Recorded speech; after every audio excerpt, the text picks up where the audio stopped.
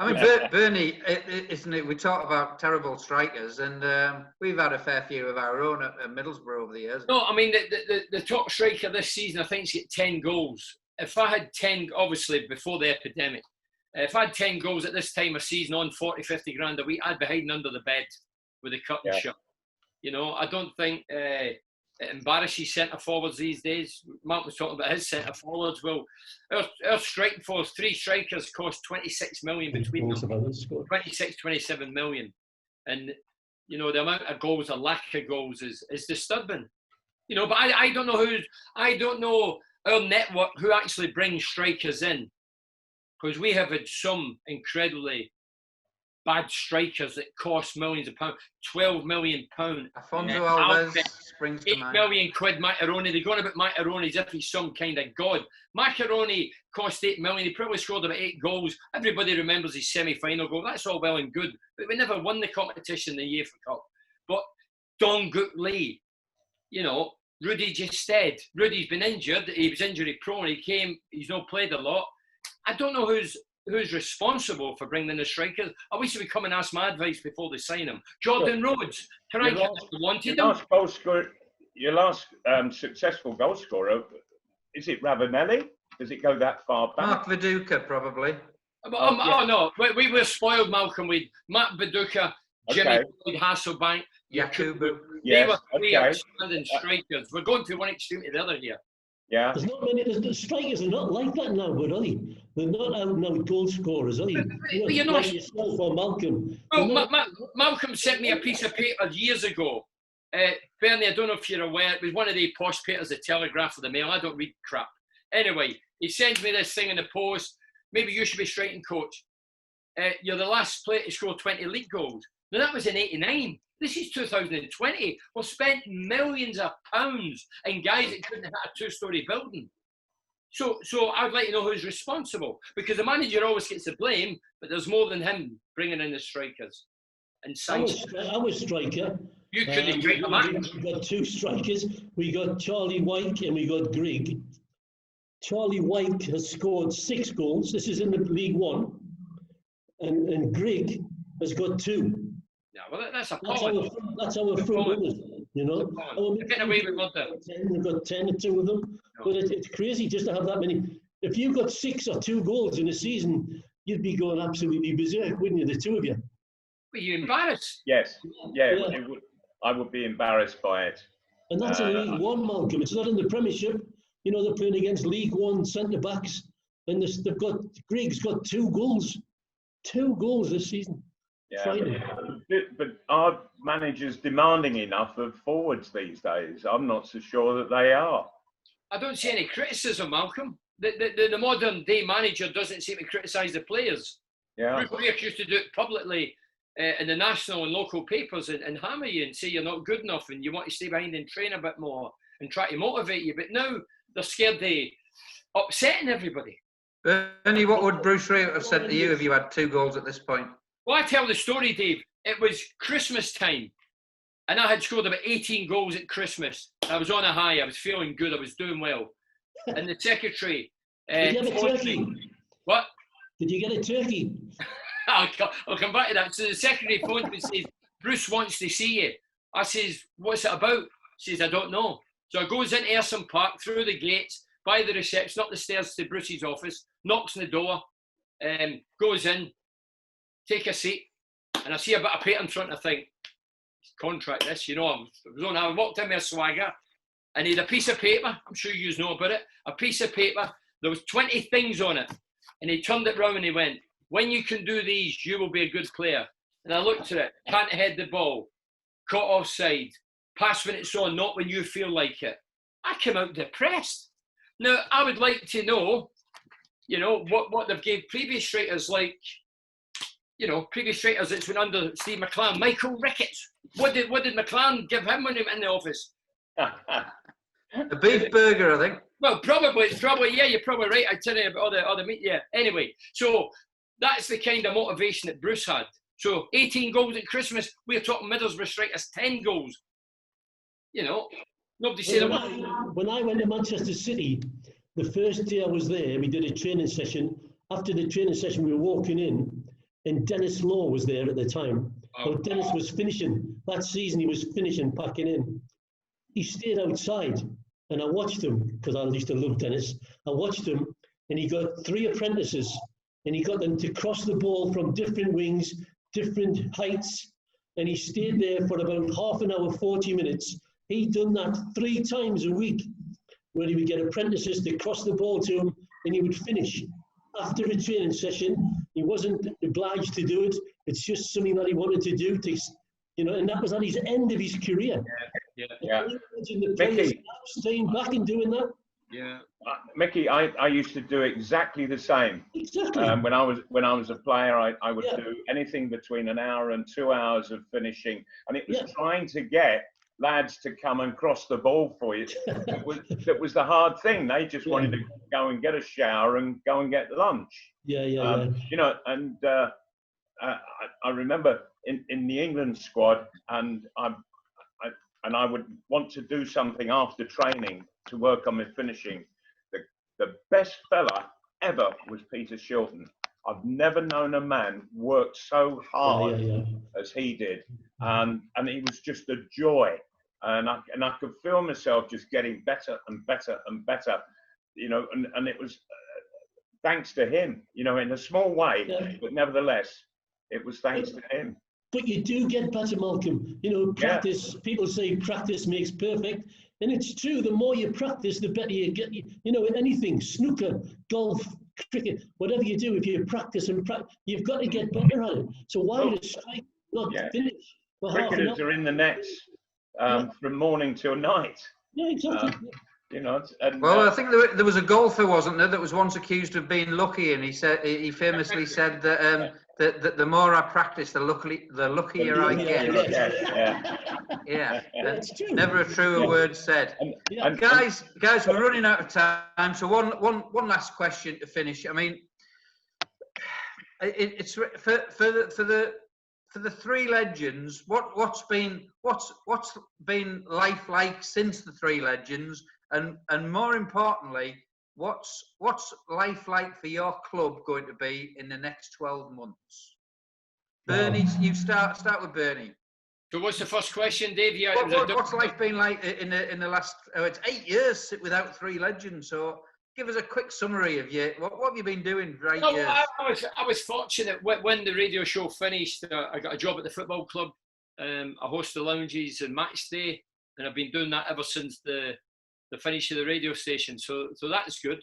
I mean, I don't know if they'd have touched me while I was on air every night, tours every night. But you have to do as you're told now, Bernie, yeah? No. I'm sure the chairman's aware. I'm sure he played a part. I've still got an opinion. If we're poor, we're poor. I'm not going to get into a lounge in front of hundreds of people and say, we were good today, when you get wallop humiliated 4-0. No, I'm still me. But I know I'm under that banner, if you like. But I'm still critical, of course I am. That's football. That's what football's about. Opinions. And what's the other one? So what's going to come of the Boro? I mean, really, this season. What's your prediction for this season and going forward from there? This season, I just pray that we can stay up, and I think it's going to be tough. Stay up, and then let's hope.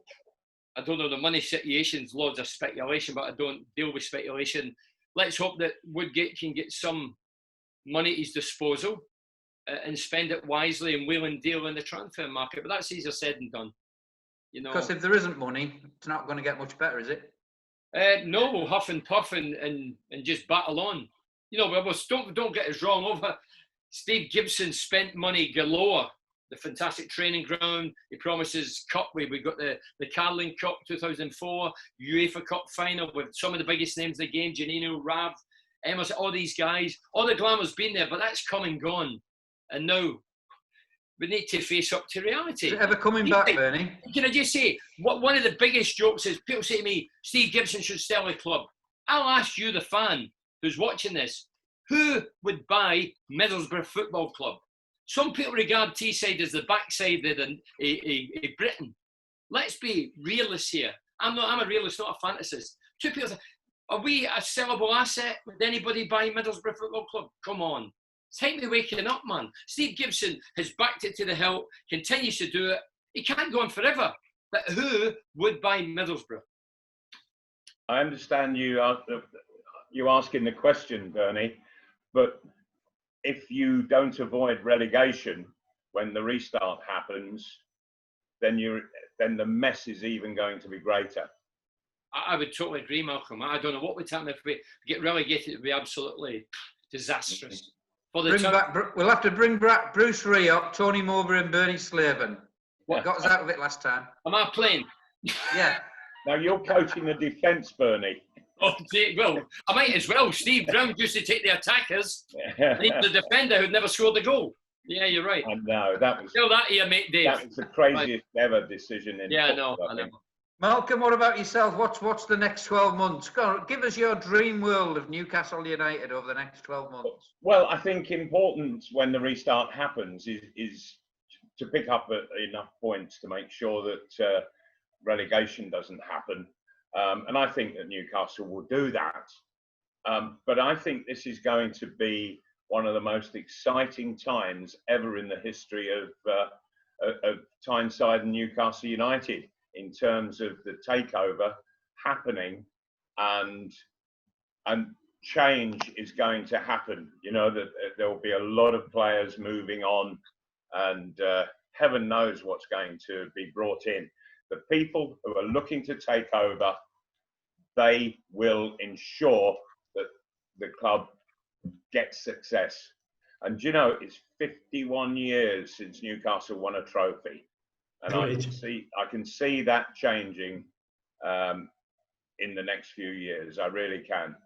It's Mike very Ashley's exciting overstayed his welcome, though, yeah? Mike Ashley?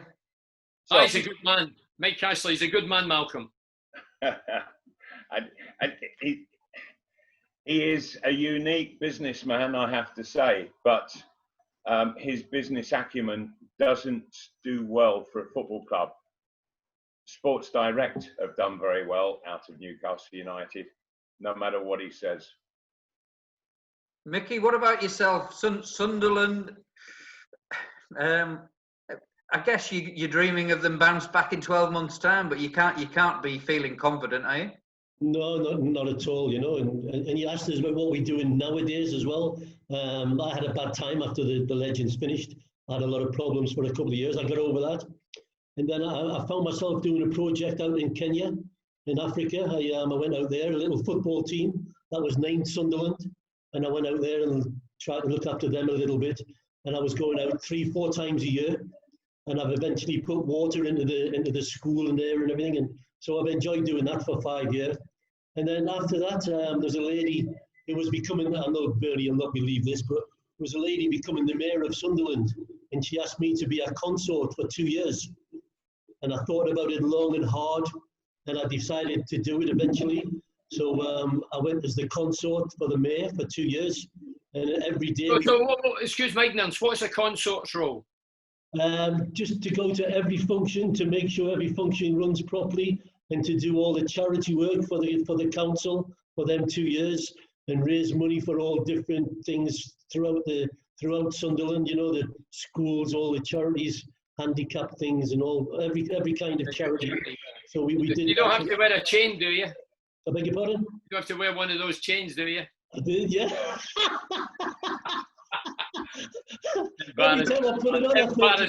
Bernie, he was there as a bit of eye candy for the ladies, obviously. Well, obviously, hey, it's Richard Gere. It was fantastic. Honestly, I had some fantastic times. We went to London a lot. I went down, had tea with the Queen. We went and had a tea party with the Queen. I went to Westminster to the questions time with Prime Minister. A tea party with the Queen? Yeah, we had a party at Buckingham Palace. I'd rather have tea up at Malcolm's. The highlight. It was better than Malcolm, to be fair. It was a little bit better. Let's go to a team with Malcolm. So I enjoyed all that. I had a great time doing all that and everything. But now it's back to reality and back to the football. And as you say, we've got a hard task in front of us. Right, Mick, I had no idea about what you were doing in Africa, and I have to really commend you on that. It must have given you a huge amount of satisfaction. Oh, Malcolm, it went because we saw a football team named Sunderland, a little village team.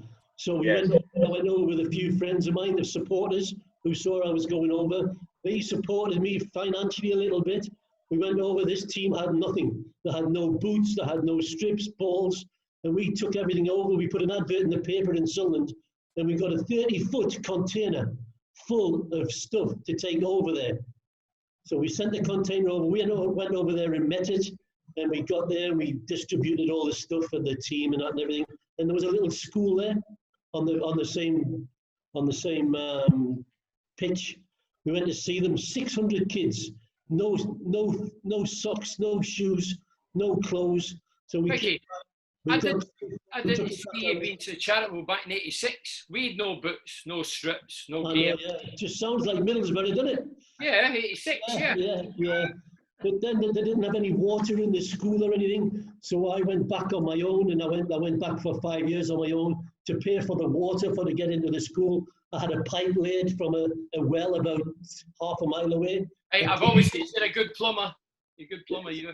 Yeah, I had a good plumber, so it was great. You know, the lads and the people loved it. You know, and every time I go. Okay, guys. One last. So, Malcolm, what about yourself? What have you been up to these last 8 years? I'm just busy on a business, and went into property, but I'm tending to come away from that more now, and go into the holiday market. So it's, and of course, I was just making Possibly not the greatest of times to do that. I'm going to see the holiday market. You're having a laugh, Malcolm. The holiday market. Do you know there's an epidemic? And, yeah, but it all started before the epidemic happened and lockdown. But we were just about to really launch it, and the lockdown took place. So. Malcolm, can I ask you a question about the lockdown? What do you think? You know, with this lockdown and everything, all the clubs are struggling with money, things and everything. Would that be a good chance to cap the wages for players in the lower divisions? Because they're all struggling like mad down there, aren't they, at the moment? The clubs are, yes.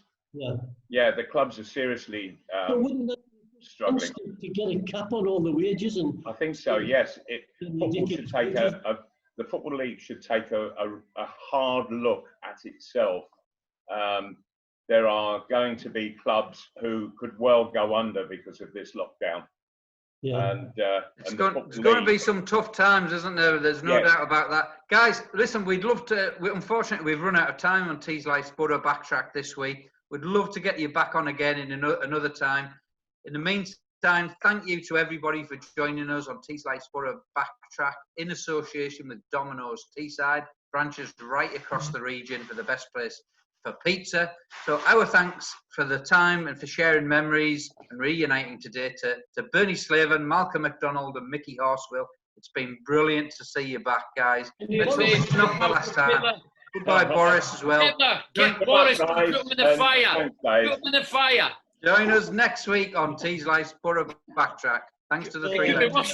Thatcher. See you later. Ta-da.